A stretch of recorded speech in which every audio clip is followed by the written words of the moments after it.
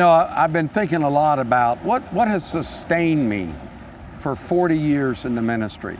It's just a gift of God's grace to still be standing and grateful to share ministry with my wife as we co-pastor together, and she's been just an amazing strength. I wouldn't still be in the ministry without her. Her prayers, her love.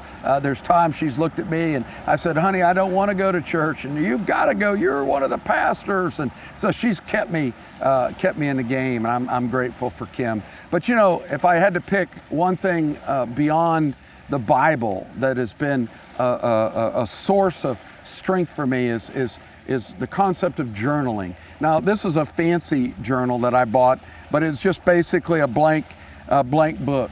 But one of our mentors, Peter Lord, he discipled us a lifetime ago about hearing God and learning to hear the voice of Jesus as he whispers to us. As we read his word, letting him speak and whisper to us what he's saying to us out of his word. And I began this journey that he called it 959 back then, 9 minutes and 59 seconds, kind of helping men that, if you told men we want you to spend an hour with God, they'd freak out. Or if you got to spend a half hour with God, they'd freak out. So he just invited us to give God 9 minutes and 59 seconds. Those 9 minutes and 59 seconds have sustained me, where I've learned to feed myself. I've learned to let God talk to me and take the journal and just write the things I feel God's saying to me out of his word, and I write it in a personal way.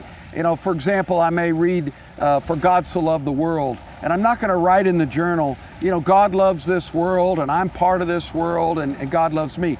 But I'll journal it as though the Lord is talking just to Jamie. Jamie, I love you.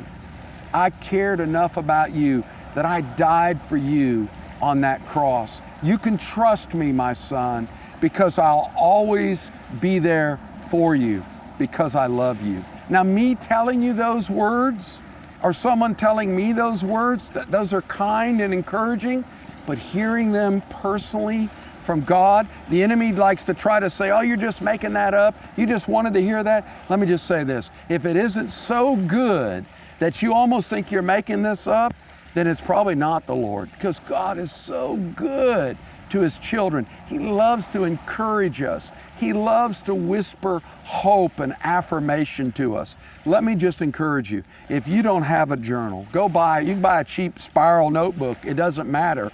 But make a commitment to give God 9 minutes and 59 seconds. Not, if you miss a day, God's not mad at you. He's not, but you take the Bible, find a quiet spot, read a couple verses, write out what you think God's saying to you.